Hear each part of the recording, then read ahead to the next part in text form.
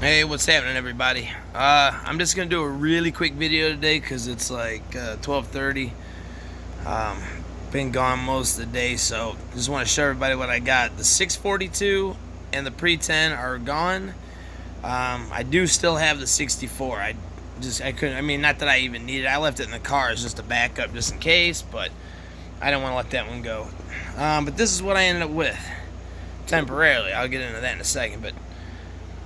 This Model 10-5, the serial number dates it to right about 75, 76. It's got the pin barrel, as you can see. Now, something different about this gun, it has a target hammer, which normally Model 10s, snubbies at least, didn't typically come with target hammers. I'm sure there are some exceptions to that, but yeah, this is on here. I didn't care for it that much at first. I mean, for a carry gun, if it were round butt or something, I certainly would not want a target hammer.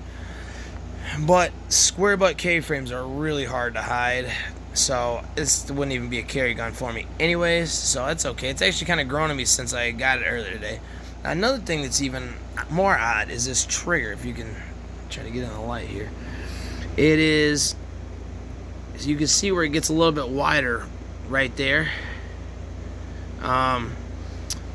My 64, which I don't, it's not over here right now, but the 64 was from the time where they weren't pinned anymore. It was like an 84, 85 gun, and the trigger gets a little wider too, but it's not quite this wide.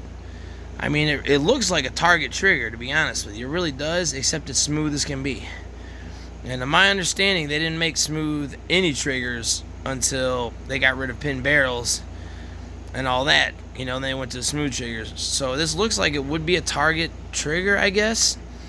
The serrated ones seem like they're just a tiny bit wider, because this thing comes out to, it's flush with this side of the trigger guard. Hold on here. With this side, but on the other side, it's just not quite as flush. So, I don't know, maybe this is an 80s target trigger. Maybe it is original to the gun. I doubt it, but it's case hardened. You can see it's very smooth, so it should be, and this too probably wasn't what came on this gun. So I'm wondering if somebody swapped the two of them out at some point, whoever had it. But anyhow, the guy that I was looking for, he was there. Ironically, the couple times I went to these shows in the past, he was always in like the back room. There's like two big rooms and a middle hallway that connect them, and so he's usually in the back room. So I walked right back there first, and after coming through and I didn't see him, like, man, that sucks. Really hoping to see him. I start walking through, looking at the few old guns that I was seeing, and then ironically, the dude was set up right by the front door. First person as I walked in the door, but I didn't look over to my left and just walked right past him. So thankfully I saw him. His collections that he has are just amazing. Pretty much all mint condition Smiths. He had a snub nose 686 from the 80s. I think it came stock with magnet grips. It had the round butt walnut magnet grips on it.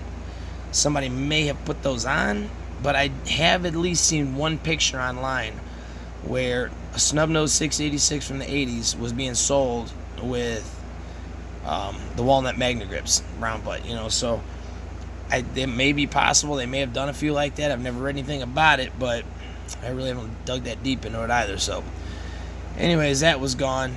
This gun, I went with my godson and his dad, and my godson's 14. He turned 14 this summer, and he's really having growing an interest in guns, and he likes older guns too. He seems to like some of these old Smith & Wessons as well. So he went with his dad and I. We've been friends for shit, man. I think next spring will be 20 years. Yeah, it'll be 20 years I've been hanging out with this dude. So definitely been around in my life longer than any other friend I've had. And so anyhow, we went up there, and this is the gun that he really wanted.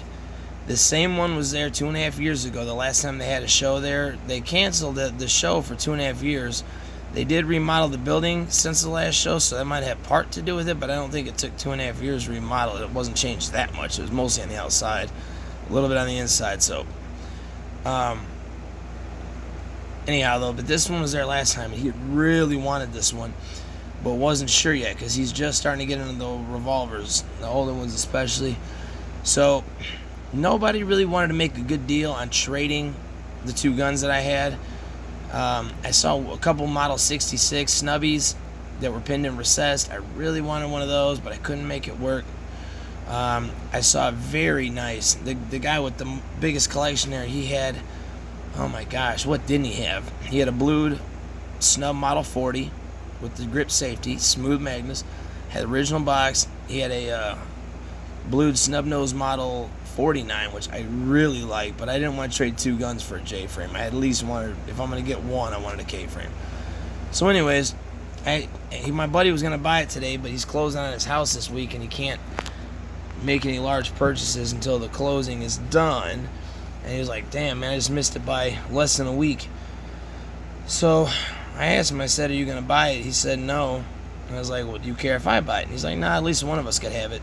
But shit, before I even went and actually bought it, I sold the two that I had for $900 to one guy. No, I'm sorry, it was going to be $900, but I walked away and came back, and he only had $1,500, and he'd spent some of it, so all he had left was $850. But I was like, you know what, I'll take it, because this was only $700. And being that the guy was having a hard time getting rid of it, I mean, he even actually just came out and told me that the first time I went over there, as we were talking about the guns.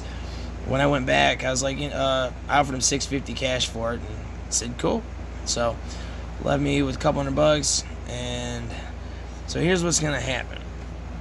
My buddy, I told him, I was like, because he's like, if I ever decide to get rid of this, check with him first. And I said, well, I'll tell you what, I go, we can look online, and if we can find a gun that I really like and really want that is, real close in value, that he could buy that once he closes on his house, and then I'll swap that gun for this one.